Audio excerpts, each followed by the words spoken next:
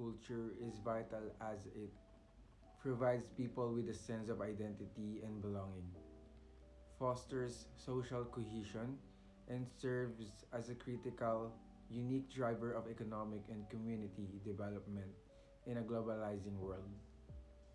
So the first one is a sense of identity and belonging.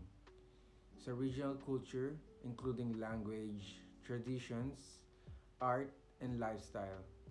It helps people form a connection with their immediate surroundings and history. This shared sense of we is crucial for individual well being and community solidarity, counteracting feelings of alienation that can arise from rapid cultural and technological change. Preservation of diversity. In the face of global standardization, strong regional cultures help maintain the world's rich cultural diversity. It preserving tangible, for example, historical sites, architecture, and intangible, example is folklore, languages.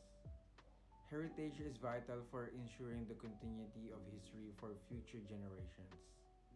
So, in essence, regional culture is not merely a historical relic, but it is a dynamic force that constantly evolves and provides a framework for how people interact, make decisions, and build their future.